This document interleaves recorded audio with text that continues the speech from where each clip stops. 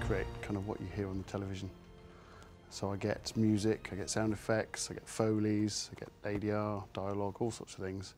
And it's my job to kind of mix them together and make them sound nice. All have to do their best to endure the daily downpour. I've been working with the Natural History Unit for a long time. I worked on Planet Earth 1, I worked on Blue Planet before that. So I've known a lot of the producers through the years when they were assistant producers and researchers and things like that. So I've kind of been involved with them. We were kind of talking about it for quite a few years before it happened. So it was kind of a project that I'd heard about for a long time. It wasn't called Planet Earth 2, it was called Our Planet for a while. And it was kind of, you know, it was potentially could be Planet Earth 2, but it had to kind of prove itself before it was allowed to have that title. It's as if the trees breathe out clouds. They gather over the forest until finally they burst.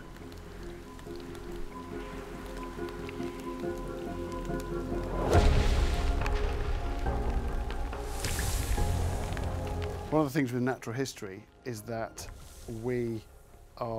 we're trying to create what you think you should hear, but I'd say 99% of the time it's shot mute. A lot of things are shot off speed, they use very long lenses, they use various devices to give lovely tracking shots, they use helicopters, they use drones, all sorts of stuff. And all those things aren't very good for sound because you tend to hear them a lot more than you do the animal or whatever it is that's a long way away. So we spend a lot of time trying to recreate what you would hear if you were there. So it's very similar to drama in that respect. It's kind of a bit different to normal documentary where you start with sound that's been recorded of people talking and you add things to it. With natural history, you tend to start with nothing. There are 15 males in this bachelor group. The alpha must evict every single one of them from his territory. This next sequence is the Langer monkeys. It's amazing backdrop in all the bright blue and everything, and they'd shot a lot of it off speed, so it was a really good sound design sequence for us, this. He has chased half the bachelors away, but a splinter group has looped back and is harassing his females. There we go, there's that call there, which is, you know, he's doing such a specific noise that we had to get the right one. And then there's this shot here where it goes really, really slow motion, and that was kind of the key to, actually, let's change this here and let's kind of make the sounds fit in with the music a lot. I was lucky to have the really good temp score from the composers here, so I could work with that and fit all the sounds in, so when they bang off the railings there and those kind of things, we could really make it fit in with the music.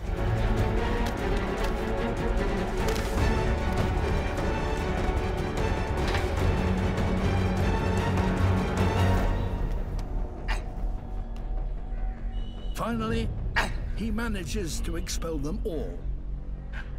In the different programs in the series, there are lots of different habitats, different styles.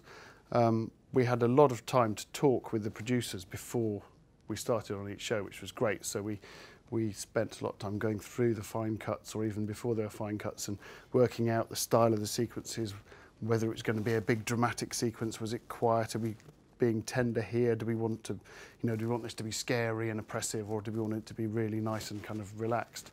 And I think one of the things that the series did really well was to get that journey through all the sequences working really well. You know, they thought very hard about not having lots and lots and lots of action sequences next to each other. It kind of flows you through the story. With Cities, Freddie was the producer of that one, and he, you know, we probably had the longest spotting session of the lot with him, because he had very, very good ideas about how to cover each sequence.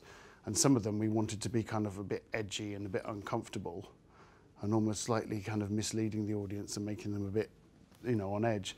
And other ones we just wanted to be kind of moody and actually not have very much sound in there at all, kind of just to contrast the sequences that had gone before. Leopards have attacked almost 200 people here in the last 25 years. Freddie was really keen to make this sequence quite edgy. It's an environment that people are familiar with. It's just outside a big city, But actually, it's so spooky because there's this massive leopard. But humans are not their usual prey. These leopards are on the hunt for something else. There's a lot of just kind of normal city sounds. It's just, you know, some very everyday. But then there's this massive creature there, and it's kind of set up so you're not quite sure what it's after.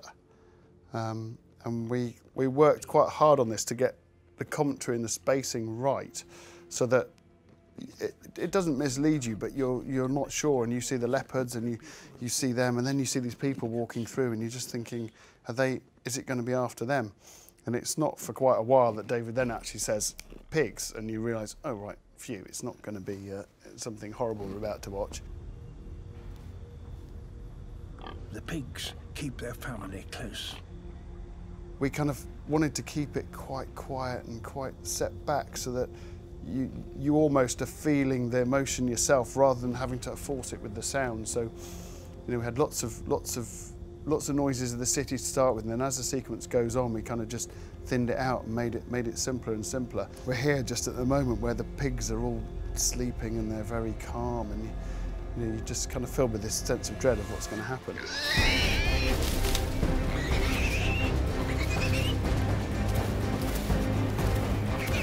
And then when it does, it's even more horrible. And you think this little piglet squeals, and honestly, some of the sounds that are in there were just far too grim to use.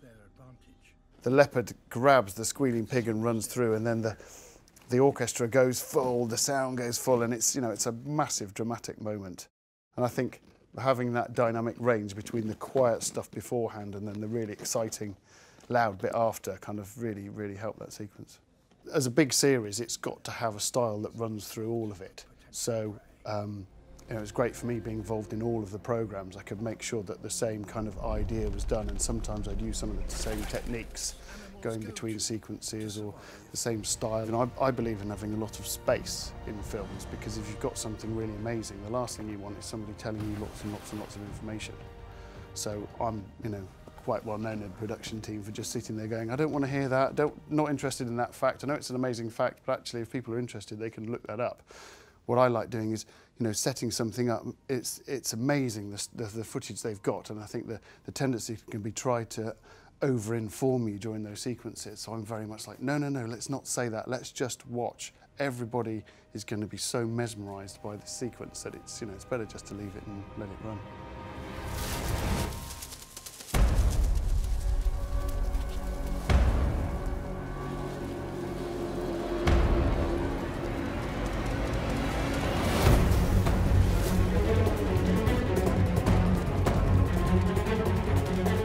I think the race of snakes is a really good example, whereby there was in that sequence quite a lot of commentary telling you things about those snakes.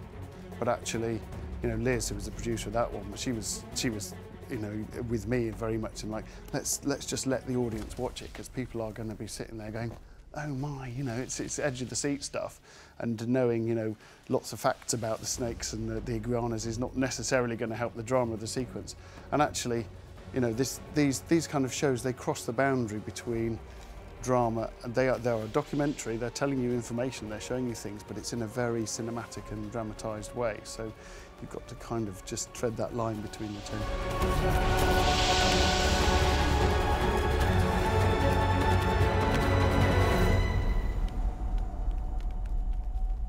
A near miraculous escape.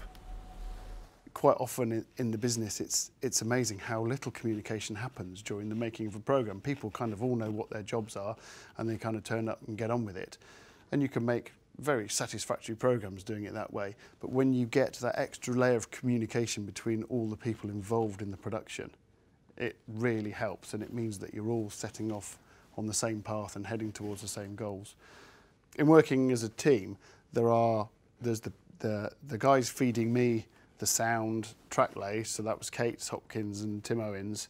The Foley crew, we've got a great guy who does Foley's called Richard Hinton, who he lives in that rather strange world where everything makes a noise, and everywhere he goes he's looking at things and thinking, oh, that'd make a good sound, and gathering props and collecting random bits of bits of stuff that most people would just throw away, and he thinks, oh no, I'll use that. I've never seen a pair of size 12 high heels before. I'll have those for when I'm doing a drama. One thing that really helped on this series is the musicians were feeding me temp mixes of the music. So as soon as I started working on the programmes, I had a very good idea where the music was going.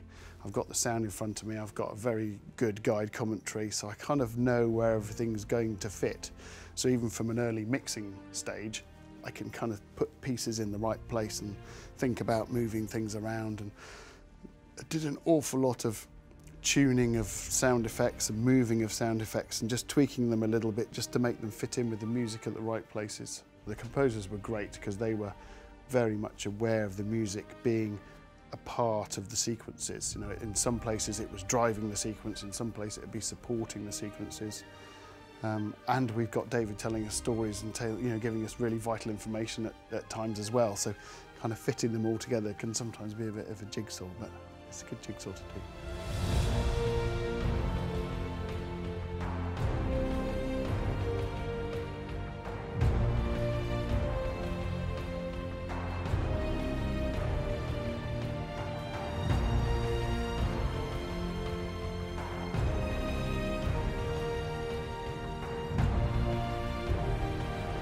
This is Planet Earth 2.